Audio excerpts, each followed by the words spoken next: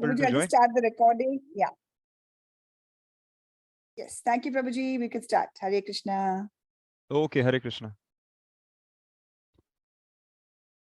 Okay, Hare Krishna all. My name is Rahul Kamath Raj Govind Das, and I'm here to share a very interesting historical story on the Battle of Bahadurgarh. Okay, so the topic name is the cat and mouse game. So you know cat and mouse, right? Like what do? So the cat tries to catch the mouse while the mouse runs away, right? And this continues throughout the day. I'm sure you all must have seen the famous cartoon series of Tom and Jerry, right? How many of you have seen Tom and Jerry? Most of you, right? So what does that happen in that cartoon series? The Tom tries to catch Jerry, and Jerry always, is a little smarter than Tom, and he finds a way to escape. Correct. So that's the basic theme of today's history story as well. So I've just given you a hint what you can expect in today's session. Okay. So another thing. So next question is, how many of you like history? There are few brave people who are saying they like history. Okay, right. So I know most of us find history boring because the way it is taught in school and the kind of history we are learning may not be really interesting. But I will try my best to keep this session really interesting. Okay. And I'm sure you must have not heard about this story that we are going to uh, discuss today. Okay. So all set? Everybody ready? Can somebody just give a thumbs up on the participant list or in the chat, whatever? Everybody ready, right? Okay. So I've just made a small presentation just to keep this a little interesting.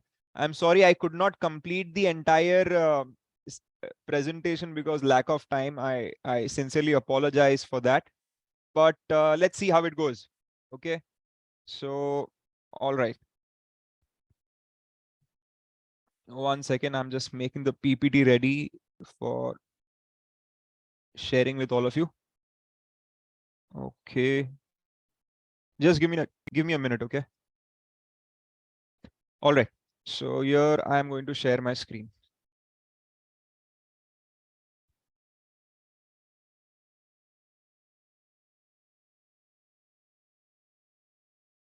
Let me know if you are able to see, okay? I'm sharing it right now.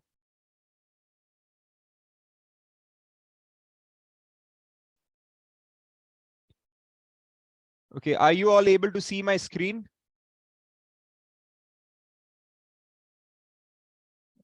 Yes, right? Okay, so here we go. We will start the slideshow.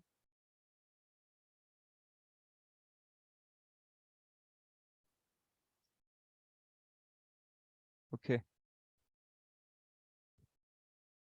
It's loading. I don't know why it is so slow. Okay. So the Battle of Bahadurgarh, and the subtitle I've given here is the cat and mouse game. Okay. So I've already given you the background, what I mean by cat and mouse game here. So what happens is that on 6th of June 1974, Chhatrapati Shivaji Maharaj, okay, he ascends the throne, or I would say he becomes a king, officially a king, right, by doing the Rajya Bishik. Okay, so you all must be aware what is Abhishek, right? We all do Abhishek to our deities, to Radha Gopinath on various occasion, isn't it? So similarly, when a king is ascends the throne, he's also has to undergo certain rituals, and one of the ritual and the most important ritual is Rajya Bhishek. So he's actually done an Abhishek through all the holy river, milk and everything, like exactly what we do to the deities. The same thing is done to a king as well.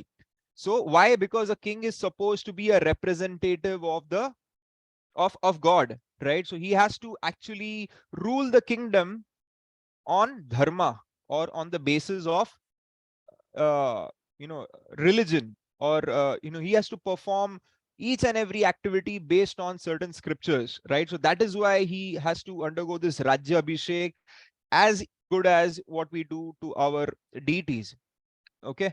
So Chhatrapati Shivaji Maharaj became the first Hindu king to perform this Raja Bishek after many centuries.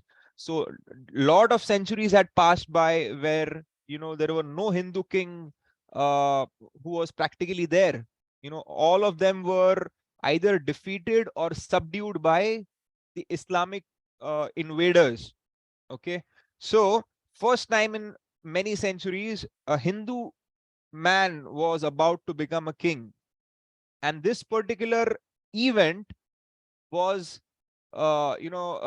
propagated and broadcasted by Chhatrapati Shivaji Maharaj himself, because he wanted to let all his enemies be aware that here I am going to become a king and I'm going to challenge your authority. Okay. So what he does is he sends out invitation letter, just like when we have our birthday or any special occasion, right? We send out invitation letter to our loved ones and friends, family, etc. Right? Similarly, Chhatrapati Shivaji Maharaj, sent an invitation to everyone, including his enemies. Okay. So why did he send the invitation to enemies? Because he wanted to challenge them that, dare you can stop me being a king. Okay. So he sent an invitation letter even to his most arch rival enemy, who was none other than Aurangzeb. So how many of you know Aurangzeb? Have you heard of him in the chat box? Oh, yeah. Krishna Verma. Yeah. Sorry, this is a typo. It was not 1974 for sure. Thank you for correcting. It is 1674. Yeah. Anyways, coming back to the question, how many of you know Aurangzeb? Have you heard of him? Anyone? Okay, Pranav says yes. Riyan says yes, I have heard about him. Likhit also says yes.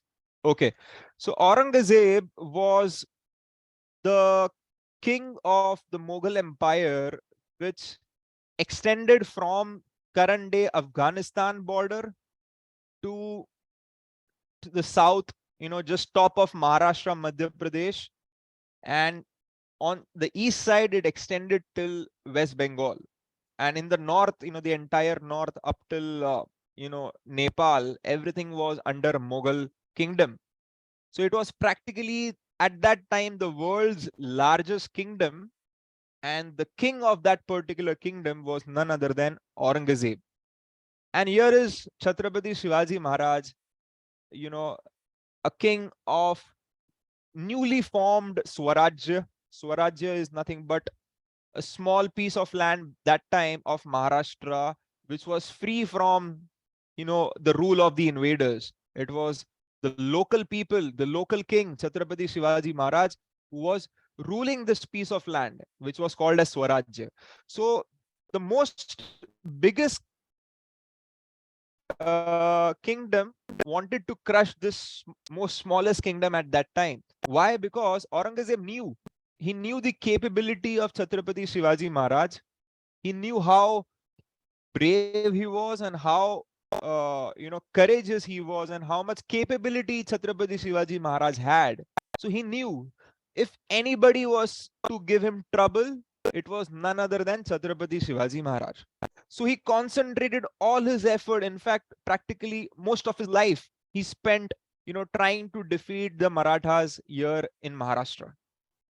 Okay, so now just to give you a background, who this person Alamgir, he used to call himself Alamgir, means, he's the topmost kind of a thing. So he himself gave him a title called as Alamgir Aurangzeb. He was the 6th Mughal emperor. Okay, so it started with Babur, if you must have heard of him. So his son and, so on and so forth. This guy was the 6th Mughal emperor. He was a staunch Hindu hater. Right, so he was a fanatic Muslim. Okay, there are many even now, right?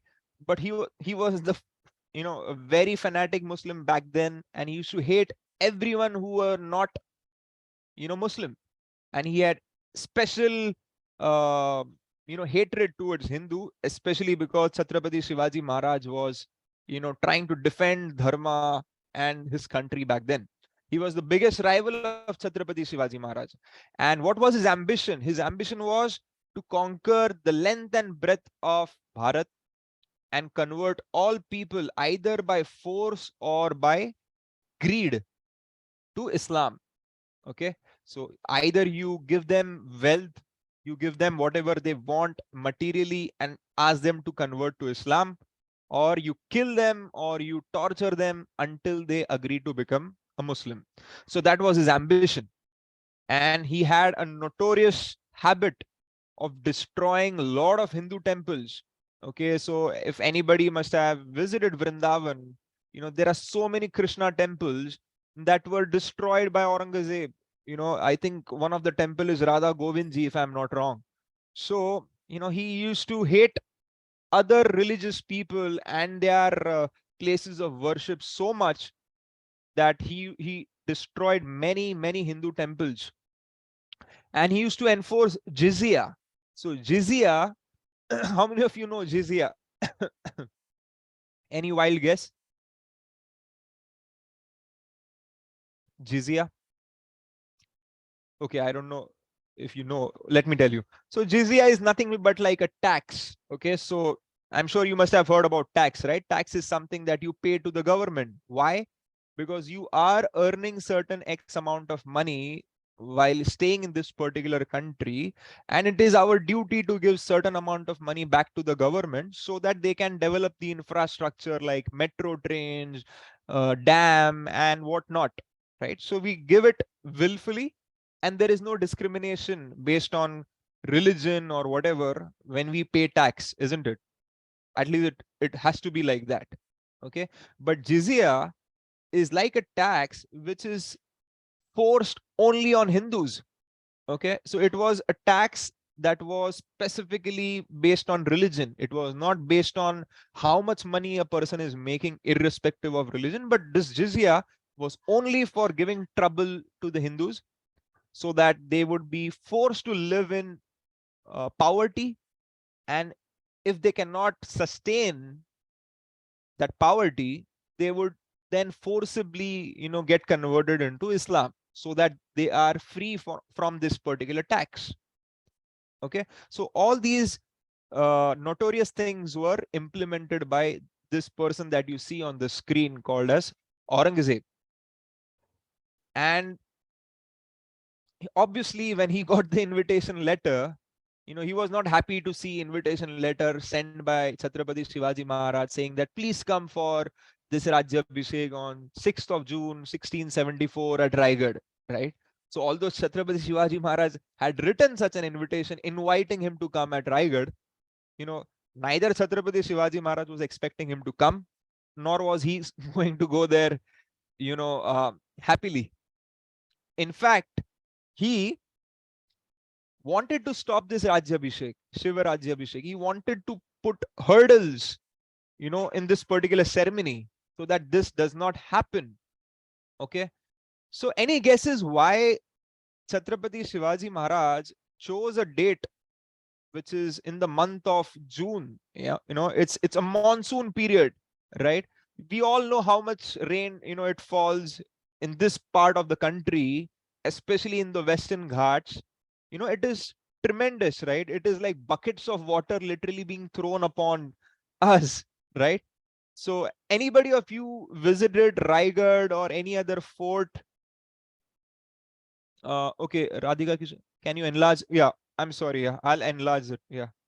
So anybody of you have visited Raigad or any of, this Western Ghats during the monsoon?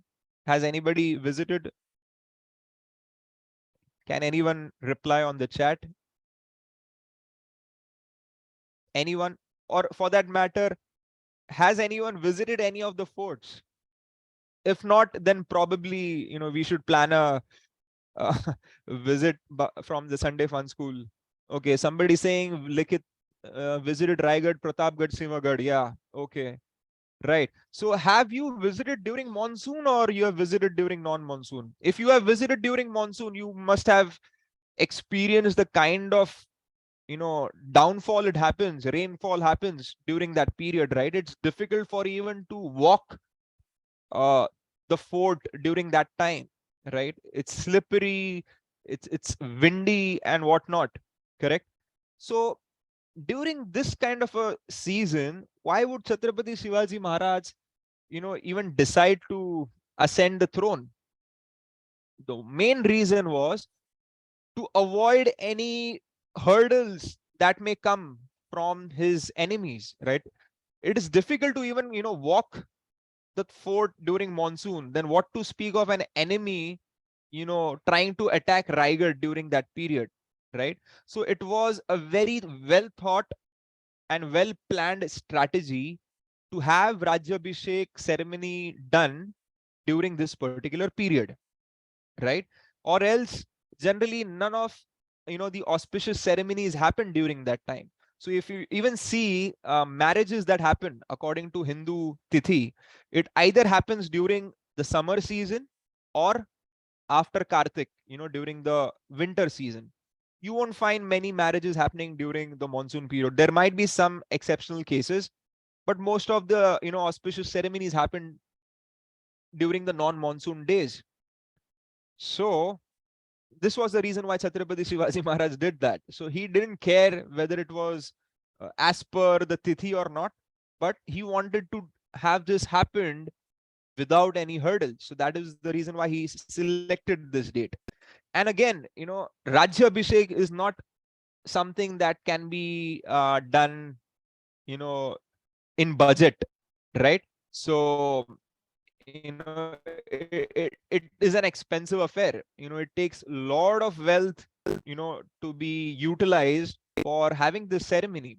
Even if if there are so many kids here, right? So if your parents have to arrange a birthday party for, let's say, probably 100 people, they had to spend so much of money, booking the hall, arranging for the food, the decoration, the dresses that you would wear, the new dresses that you wear for your birthday, the presents that you would give to your friends and family. There is so much of money that is required to celebrate a simple birthday, isn't it?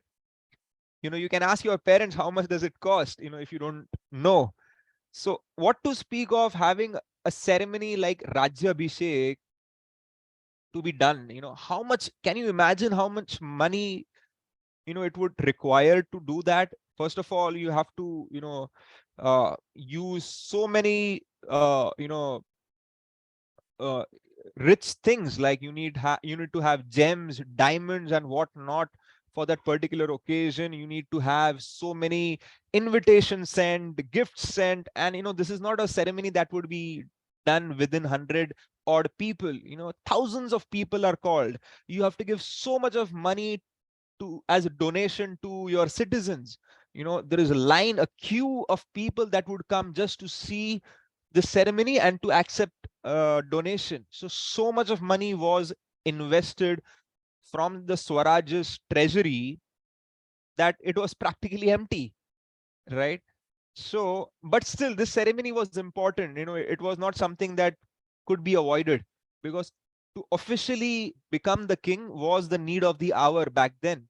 So, although it had a you know effect on the Swaraj's treasury, still it had to be performed. So, anyways, coming back to this person, he tried his level best to stop this Rajyabhishek. What he did, he wrote a letter to his foster brother, who was called as Bahadur Khan. He was called as Bahadur Khan. I don't know why his name was Bahadur, but anyways, uh, he was sent a letter by Aurangzeb. This was the person who was at that time in a fort. He was the Subedar of that particular fort and the area around, called as Bahadurgarh. He named the fort after his own name. Okay, it's like I declaring that I am the greatest, and I will name this particular area where I stay, as Rahul or whatever, right? It's so stupid. But anyways, so he had named this particular fort by his own name, Bahadurgarh, and he was given an impossible task to stop Shiv Raja Bishik. Now, this person was well aware that, although Aurangzeb has asked me to stop this, it is practically impossible. He didn't even try to, stop that particular ceremony. Although he had 35,000 soldiers stationed at Bahadurgarh, he had no guts to stop that ceremony because he knew it is monsoon. It is practically impossible to go there with large number of soldiers and climb that. And it's not just going to be an easy climb like the way we go for trekking, right? They will expect the Marathas to throw stones and whatnot. So he said, forget it, I'm not going there. I would rather stay here and just try to see how I can pacify Aurangzeb. So when Aurangzeb got to know that Bahadur Khan has done nothing to stop this Raja Bishik, he was furious at him. And he sent a letter, a royal letter. He sent it to him. And it was like dhamki, it was like an intimidating letter. He asked him, what made him do nothing about this? Why did he not obey his orders? It was a very, very hard and strong worded letter. And this person, when he opened the letter and while he was reading it, his hands were shivering from top to bottom. The so-called Bahadur Khan was trembling in fear. Why? Because he knew his foster brother, what capability that person had. This person, Aurangzeb, he killed his father. In fact, he poisoned his father. He killed all his brothers. He killed one of his sister as well. And, he killed so many other Sikh gurus, cruelly. So he knew his foster brother can do the same with him. So that is why he was thinking of ways to pacify his foster brother. So then he replied back because he cannot, ignore his brother's letter. So he had to reply something. So what he did is he replied in the letter saying that, well, I tried my best to stop this ceremony, but it seems like it was Allah's, wish or will that the ceremony should happen. So, it's a very easy excuse, right? So if you don't do anything and you have to blame someone, the easiest person to blame is God, isn't it? So, many of us have done that also, let's be honest. So, like for students, I remember when at certain particular point of my school days, I didn't fare well in one of my subject. So I said I tried my best, but probably, God doesn't want me to score well.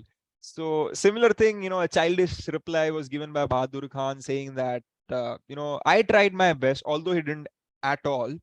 And he said, but it seems that it was Allah's desire that, Shiva, they used to call Shivaji, Chhatrapati Shivaji Maharaj as Shiva.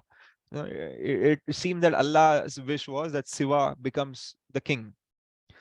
And he knew that this was not a valid excuse and Aurangzeb would not get pacified by this.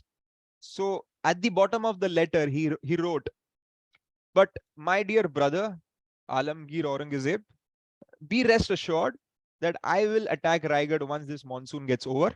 And meanwhile, I have collected, treasury by, looting the surrounding Maratha areas, by taking jizya and by forcibly looting the places around. And I've collected a wealth of 1 crore hon. Okay. Do you know what is hon? Anybody heard of it? Okay. Aradhya Mishra says, I have visited Bahadurgarh. Wow, that's great. So anybody, again, coming back to my question, have you heard of hon? What is hon? 1 crore hon? Any guesses? Am I audible, guys? Can anybody just confirm? Yes, Prabhuji, very much. Okay, so. okay. Yeah.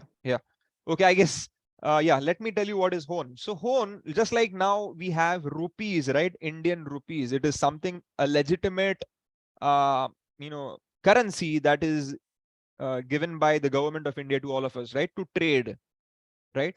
So at that time, it used to be not, a piece of paper Okay, just like what we have right now. At those days, it was silver coin, gold coins, and things like that.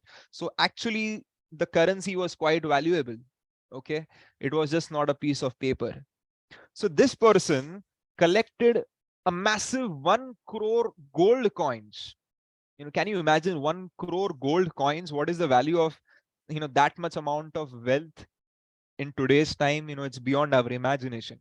So this person had collected 1 crore hone and had stored this treasury or treasure in Bahadurgarh, and he had 35,000 soldiers protecting it. So he was very, confident that this treasury is well secured. And he wrote in that letter that once this monsoon period gets over, I'm going to send you this 1 crore treasury as a gift or whatever. So Aurangzeb, being Aurangzeb, he was, although angry and furious at this particular person, but like many people, devil or evil kind of people, you either make them happy by doing what they say, or you give them something to please them, right? So same was the case with Aurangzeb. So although he was furious at Bahadur Khan that he did not obey his order of stopping the Raja Bishik, but since he heard, he read in that letter, oh, 1 crore hone, even he was flabbergasted, by this news. And he said, okay, fine, you better be careful next time, Bahadur Khan. Okay, I'm leaving you this time, but be very alert and vigilant going forward. So Aurangzeb was specified, Bahadur Khan was now happy. And as soon as this letter reached Aurangzeb, the Marathas, the secret of Marathas, or the secret of the success of Chhatrapati Shivaji Maharaj, do you know what was the main reason why Chhatrapati Shivaji Maharaj was successful? Again, a question. Okay, Pranav is asking, sir, what is the spelling of the currency? Okay, in Devanagari, it is called as hon. I don't know what you will call in English, or how do you pronounce it. It would be HON probably. I don't know, but yeah. Okay, so again, my question, any guesses why Chhatrapati Shivaji Maharaj or the Marathas was so successful against such a powerful enemy? Any guesses? Chaitanya says, I don't know. How about others?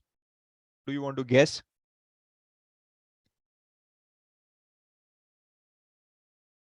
Okay. Worshipping the Kula Devi. Yeah, obviously, yeah. We need the blessings of, uh, our demigods, Krishna, right? That is obviously one reason. But any other reason? Because of unity, Jagannath Prabhu has said, stealing letter. Yeah, Jagannath Prabhu, you are very close. Pranav said because of monsoon. Yeah, I mean, hilly area, correct. Geographical, strategic location was also a very important criteria for success of Marathas. Madhavi Mataji has, said it absolutely correct. It is because of the spies. Okay, Aradhya is asking, can you repeat the question? So my question is, what is the main reason or one of the most important reason why Chhatrapati Shivaji Maharaj was so successful? So like Madhavi Mataji has said, spies, it's absolutely correct. So Chhatrapati Shivaji Maharaj had absolutely amazing network of spies. These people used to disguise themselves in whichever, way, and they used to penetrate into the enemy lands, and they actually used to go so deep inside the enemy territory. In fact, they used to even enter the palaces of Aurangzeb and all other enemies, and used to get vital information from them. Can you imagine how difficult it is? That time there was no Wi-Fi, there was no WhatsApp to just drop a message to Chhatrapati Shivaji Maharaj at Raigad that this is the current situation. Everything used to happen by word of mouth or by letters. So it was so difficult. But the network of Chhatrapati Shivaji Maharaj, of these spies led by Bahirji Naik. I had taken one session last year, I believe, or maybe last to last year, on Bahirji Naik. So how his contribution to Swaraj was so important. Okay, so yes, the spies actually got this information of this treasury before Aurangzeb could get it. Even before the letter reached Aurangzeb, Chhatrapati Shivaji Maharaj's spies had already given this information to Maharaj. So now Maharaj decided, well, wow, it's like, this is what you were waiting for, right? So Chhatrapati Shivaji Maharaj knew, wow, this is an opportunity to fill back my treasury, the Swaraj's treasury, which was almost empty because of this big ceremony that took place. So this is a absolute opportunity for me to, make the best out of it. So then he called upon the Sarnobat. Okay, Sarnobat means the commander-in-chief, Hambirrao Mohite. Okay, he was also the brother-in-law of Chhatrapati Shivaji Maharaj, right? So Hambirrao Mohite was the commander-in-chief, and he was one raw valor person. You give him any task and he would not think twice, and he will just jump into it and make it successful. Not just him, you name any, or you take any example of Maratha Sardars back then. You can take an example of Tanhaji. You must have seen Tanhaji movie, right? You take that example. You take the example of Baji Prabhu Deshpande. You take an example of Murarbaji Deshpande. There were so many of similar, attitude. They never used to think twice, and they used to just go for the mission and used to make it a success. So Hambirrao Mohite was called by Chhatrapati Shivaji Maharaj. Okay, and Chhatrapati Shivaji Maharaj just told him, one second.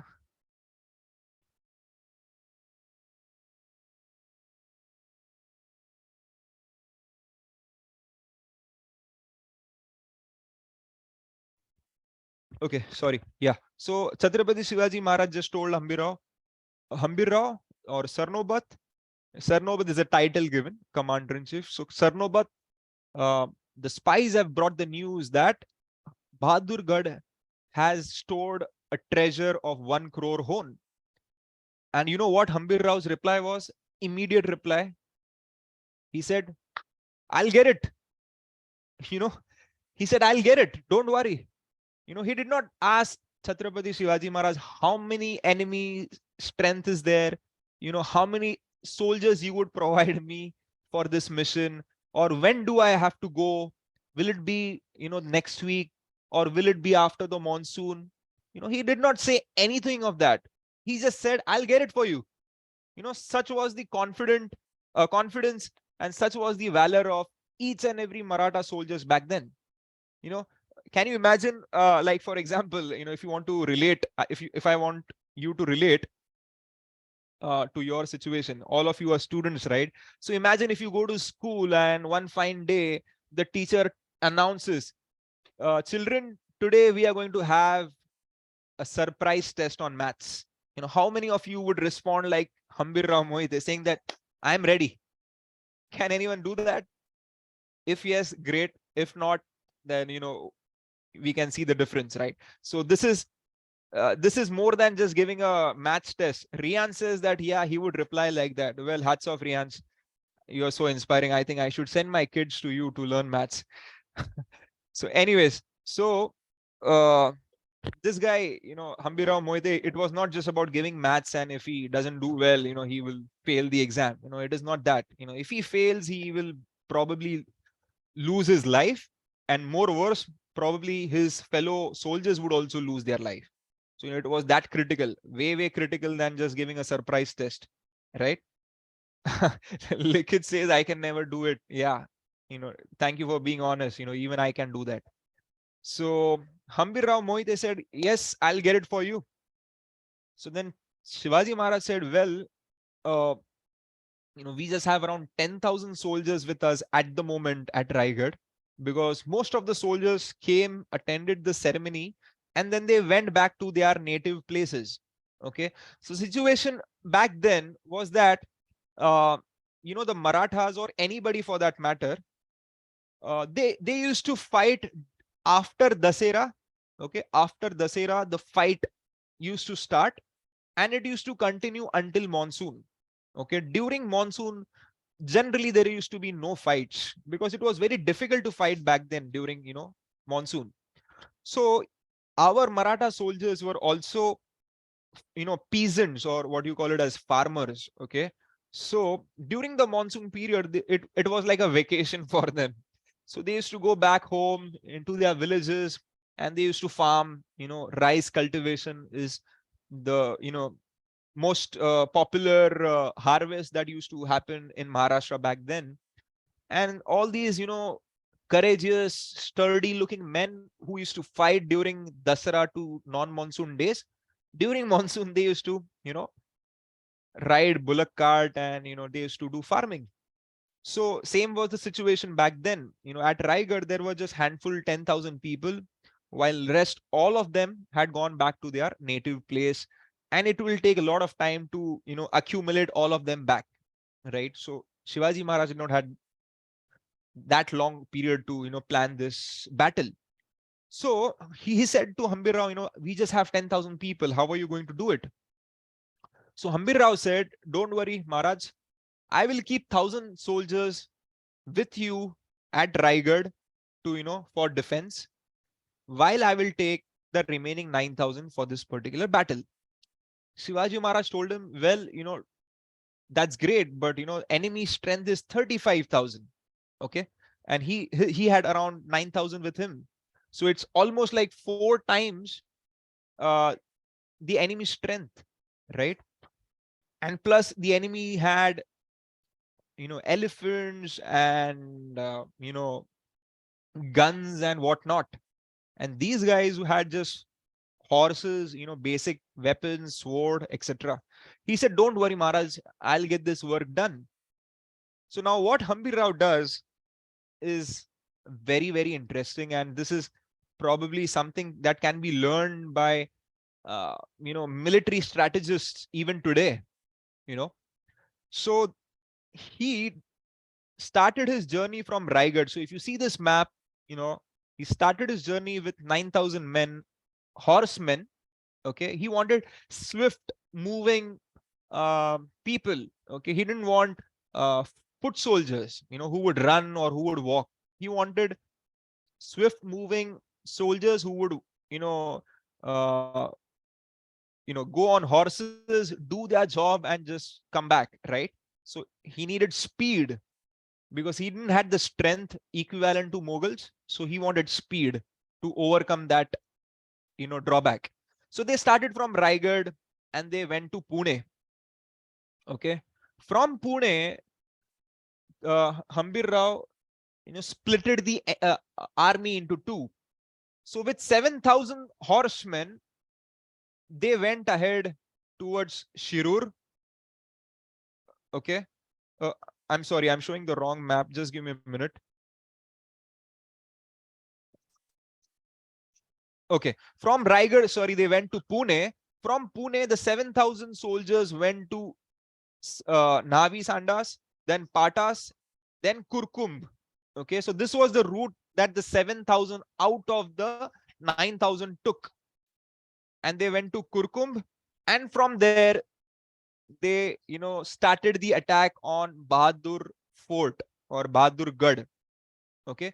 And then they did this attack in broad daylight, you know, in broad daylight with 7,000, handful of soldiers on horse.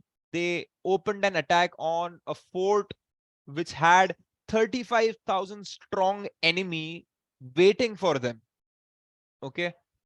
And just like Chhatrapati Shivaji Maharaj had his spies, the enemy also had spies. So before they could reach Bahadurgarh fort, Bahadur Khan's spy came back running to Bahadur Khan and told him that, you know what, the Marathas are coming, charging towards Bahadurgarh. We need to do something.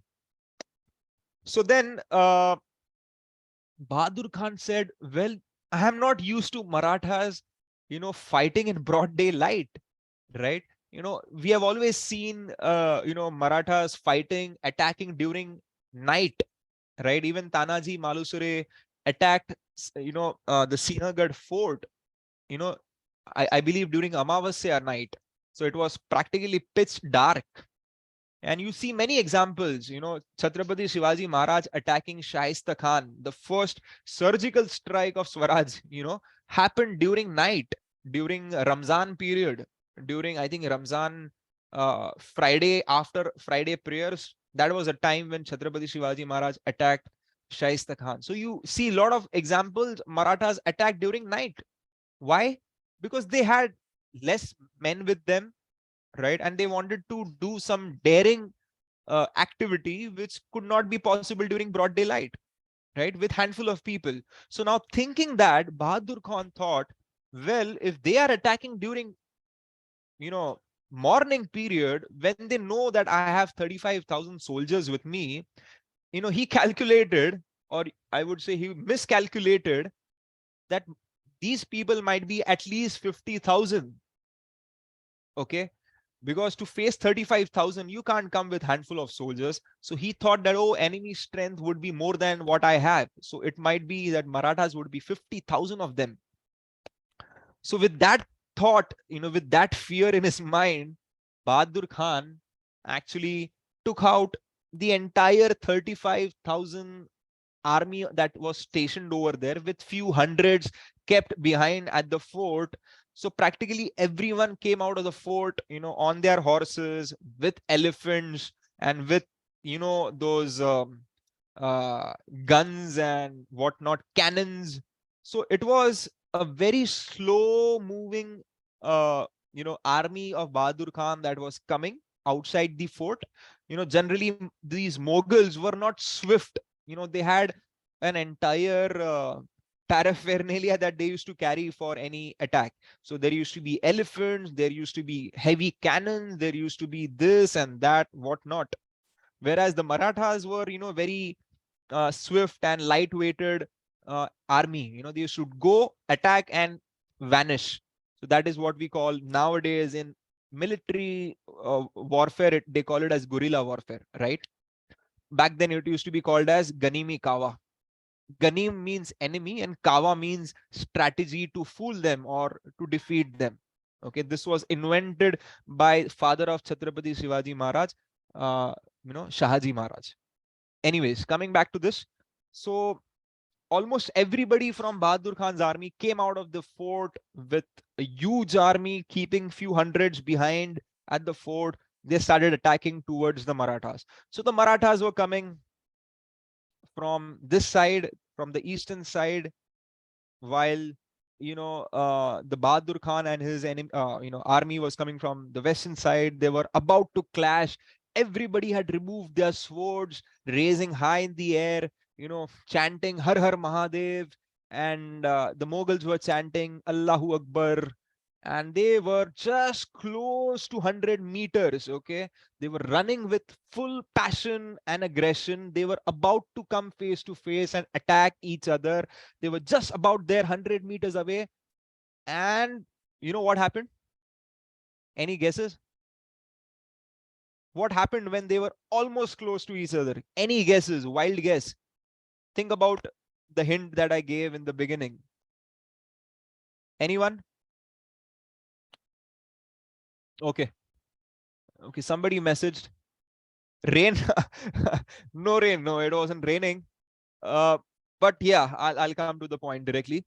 So the Maratha army simply took a U-turn. They were just 100 meters away from the enemy who they were supposed to attack, and they just took a U-turn and started running backwards. Now, this is like a shame, isn't it? It is like you are a coward. You are showing that you are a coward by showing your back to the enemy, and you are running as fast as you came.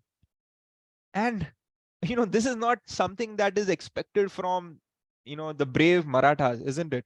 Even Bahadur Khan was surprised. What is this? They came charging towards me, and now when we are about to fight, these guys are running. He started thinking, what's wrong? Then his ego started pacifying him. His ego started telling him, oh, these guys, these rascals, realize how powerful I am and how brave I am. and that is why they have ran away. Good. You better not come again. He was, his ego was specifying him from within. Although he was surprised because Marathas have never done like that, but his ego was overpowering his intellect. So then he asked his entire army, okay, come on, U-turn, like how you have seen in school, marching parade, U-turn, piche mud, so the entire army was turning back, and it takes time, for big vehicles. So if you see in the traffic also, if a truck has to take a U-turn, how chaotic it can be. You have to go a little here, then back, then again here. It creates a complete traffic jam for the vehicles coming from behind, right? Okay, Aradhya Mishra has a question, is it? Anyways, I'll take questions in the end for benefit of time. I just have 10 minutes probably. I'll try to wrap up as soon as possible. So, it was taking a lot of time for the entire big, slow army of Bahadur Khan to take a U-turn. So now once they have taken, or they were about to take the U-turn and they were just slowly moving ahead, again the spy came running to Bahadur Khan and said, Huzur, the Marathas have come again. And he just went bonkers. What? They came again? What are they thinking? So then they again had to take a U-turn, and again, they started charging, towards the Marathas with slogans like "You kafir," Allahu Akbar and whatnot. Marathas were shouting "Jai Bhavani, Jai Shivaji, Har Har Mahadev." Again, they were just close to each other, and they were sure shot going to, attack. And again, the Marathas showed them their back, and then they again ran away. Now, this was too much for Bahadur Khan to understand. Okay, Adesh Tiwari, sorry, sir, I have to go for a class. No problem, Adesh, please go ahead. Okay, so the Marathas again ran. Bahadur Khan was going crazy. Why are they doing this? What kind of warriors are they? He chased them again for a while, but then Marathas literally went way too ahead.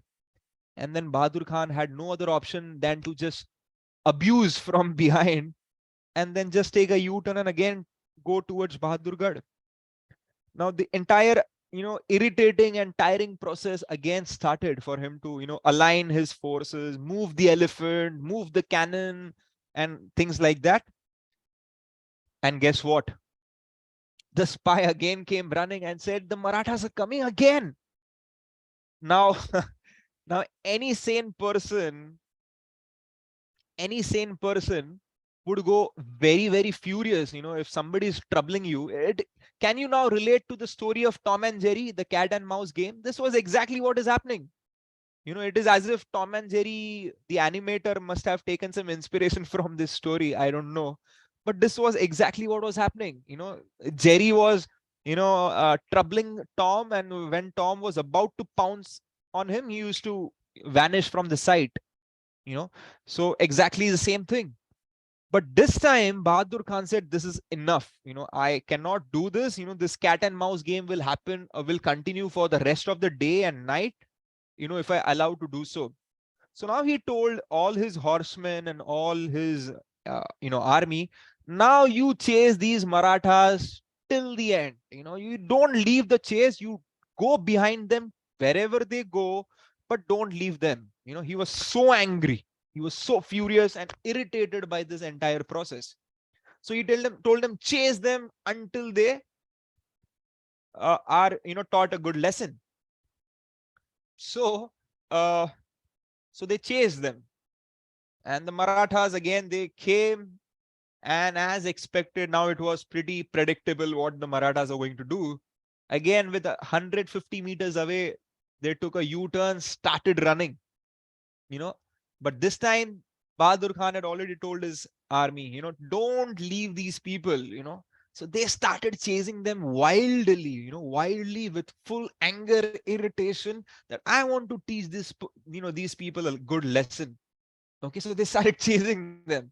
They started chasing them from Bahadurgarh. They left in the entire route. They went ahead, chasing behind the Marathas. The Marathas were, kind of going a little slow, And when, the Mughals thought that they are about to catch them, they again used to increase the speed and go ahead. It was just like somebody is in a Ferrari trying to, tease someone, riding a bicycle, probably. I can just think of this example. Obviously, the cycle cannot catch a person riding a Ferrari, but Ferrari was, trying to go a little slow. When the cycle person thought, okay, I'm about to catch him, he used to go zoom ahead, right? So similarly with elephants and all of this, it was practically impossible for them to catch the Marathas, but Marathas were kind of wooing them. They were wooing them to come ahead, come behind us. So Bahadur Khan, with anger and fury in his mind, he came running all the way till Pune. Okay, Bahadurgarh was left way behind and they reached Pune. And that is when Marathas decided, okay, enough of this slowing down the speed. Now just vanish from this place. So they all went in all different directions and they just vanished as if ghost. Okay. And Bahadur Khan couldn't do nothing about it. He just spent an entire journey running behind someone he couldn't catch. He asked his men to, go in different directions and see if they can find some traces of these, rascal Marathas. Okay, but none of them, could find anyone. Then again, the ego erupted from his heart or the mind, and Bahadur Khan said, "Oh, we have taught them a good lesson." Although he has not touched even a single Maratha, but his ego was again, giving a nice ego massage. Oh, I have chased them away, and now they will never come again. He again thought like that. Then again, he realigned his army, and he had to walk, or he had to travel back a long journey towards Bahadurgarh. And this time, thankfully, the Marathas did not chase them back. So he was very happy and content that finally he got rid of the Marathas. But the moment he reached, the outer area of Bahadurgarh, he saw something that just gave him a heart attack, literally a heart attack. Can you imagine what he must have seen? Can anyone have a wild guess? Something that he saw, he just couldn't imagine what he saw. Any idea? Lifeless bodies, 100 men dead. Okay. Yeah, close, very close answer. So first that he saw away from a distance is that, smoke, black smoke coming out from Bahadurgarh. He said, what went wrong? His heart beat was, pulsing high, and he started running with his horse very, very fast towards Bahadurgarh. And when he reached the outer gates of the fort, he saw few of his men, battered and bruised, and, their clothes torn, their cheeks swollen, and, they were black and blue, literally. Now he started getting more anxious. He asked, what happened? Who did this? So, the gatekeeper said, the Marathas. He said, Marathas? Then who were they, whom we were chasing for so long? The gatekeeper said, those were Marathas too. He couldn't make sense out of it. He said, what are you talking?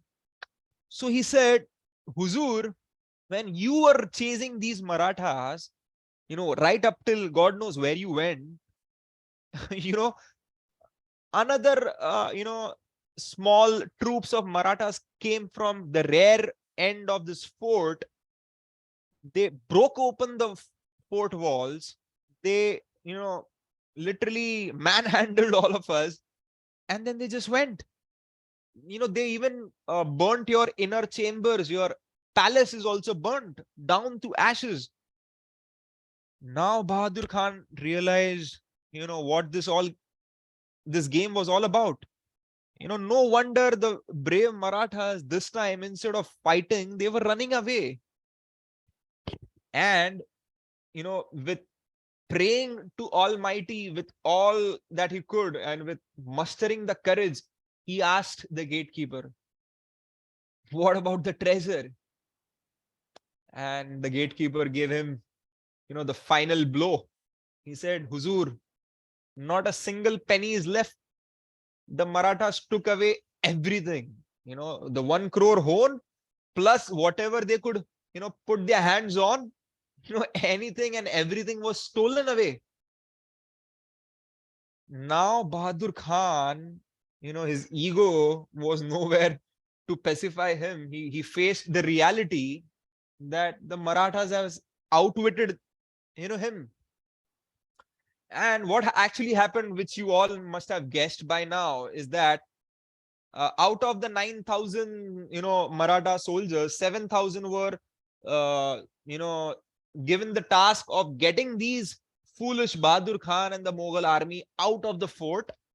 And the reserve army of the Marathas, the 2,000 horsemen, led by Hambir Rao Mohite himself, attacked the fort, manhandled, the soldiers, few soldiers that were there, took away all the loot and went back, vanished from the same route from where they came. Okay. And this was the battle which was kind of, one of a kind of a battle where few soldiers, outwitted an enemy which was 4 times stronger to them and looted 1 crore hone. In today's calculation, it might be some hundreds and thousands of crores of rupees. And to, a cherry on the cake was that not a was even scratched, what to speak of getting injured or dying. All the 9,000 soldiers came back without a single scratch back to Raigad, and Hambir Rao Mohite presented this treasury, to Chhatrapati Shivaji Maharaj. Chhatrapati Shivaji Maharaj was so happy with Hambir Rao Mohite, not because he brought the treasury, that's one part of it, but he was so happy he, executed perfectly. That was what was taught by Chhatrapati Shivaji Maharaj to all his men. And he was so happy to see that his commander-in-chief was so well equipped with this, war strategy that he looted 1 crore hone and not a single soldier was affected by it.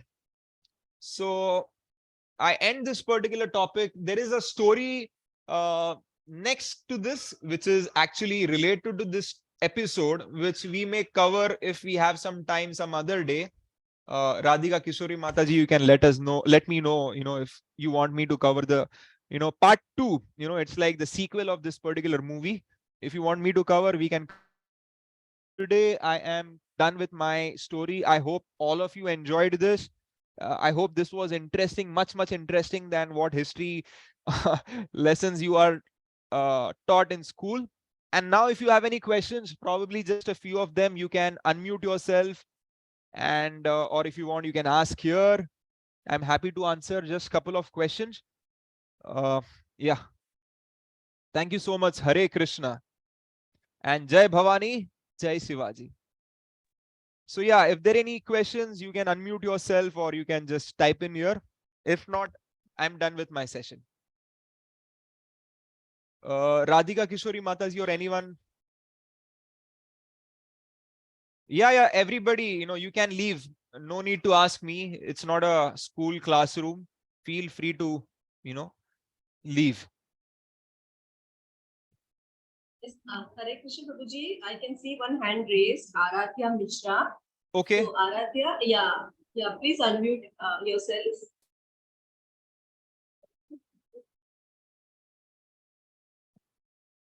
Yeah, Aradhya Mishra, Vihan, Shivam Singh. Yeah. Okay. If you have any Aradhya? questions, yeah. Okay, I'll unmute Vihan. Okay. Yes, Vihan, you can ask. Hare Krishna. So, Yes, Vihan. can I speak in Hindi? You can speak in Hindi, Marathi, English. Yeah, I know these three Okay, languages. okay. Feel free. Yeah.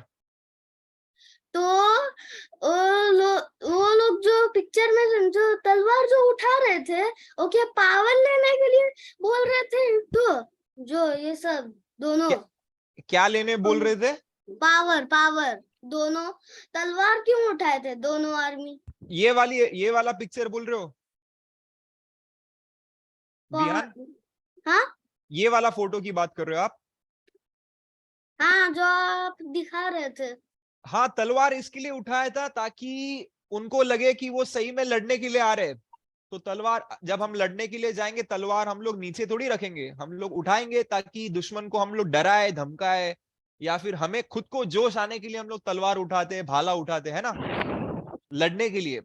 तो ये जो मराठा थे 7,000 जो घोड़े पे थे, घोड़सवार थे, वो उनको बताना चाहते थे कि हम लोग लड़ने के लिए आ रहे हैं, ताकि उनको भी ऐसा लगे कि हाँ सही में ये लड़ने के लिए आ रहे हैं, और वो भी उनको रोकने के लिए बहादुरगढ़ से निकले और उनको रोकने की कोशिश करें। तो ये तलवार उसके लिए उठाया था, ठीक है। हालांकि उनको लड़ना नहीं था, उनको बस उनको किले से बाहर लाना था, बट उनको दिखाना था कि हम लोग लड़ने के लिए आ रहे हैं ना, तो इसीलिए उन्होंने ये तलवार उठा के उनके ऊपर हल्ला बोल दिया था, ठीक है। Okay, thank you Vihaan. Hare Krishna. हाँ आराध्या, आपको कोई सवाल? हाँ, मेरे को एक चीज पूछनी थी कि ये शिवाजी महाराज तो पुणे को रूल करते हैं ना?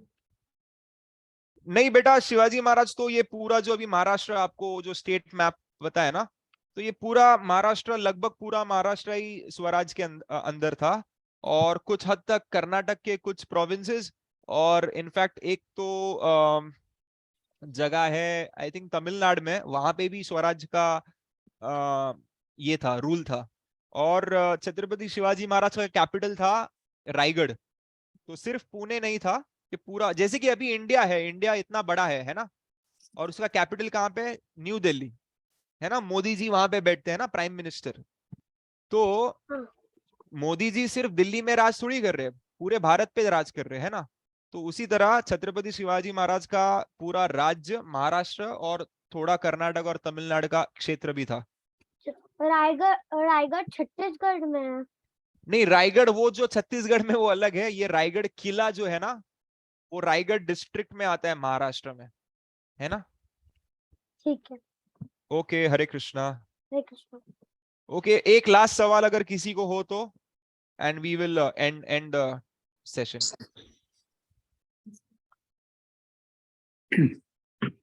थैंक यू वेरी मच प्रभु जी, धन्यवाद। हर हर महादेव। हर हर महादेव प्रभु जी, थैंक यू सो मच। प्रभु जी, पिक्चर बहुत अच्छी लगी हमें।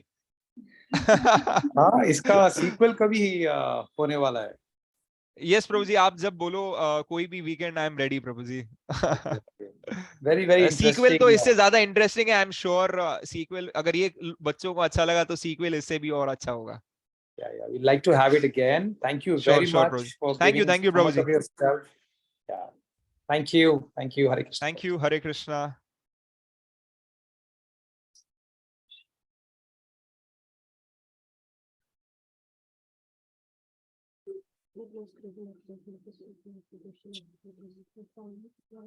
हरे Krishna.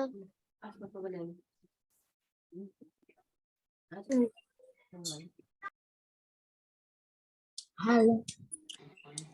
Okay, children, I hope you had a lovely class. Thank you very much. We'll see you in the evening at 6 o'clock. Hari Bol. हरे कृष्णा माता जी। Please log in.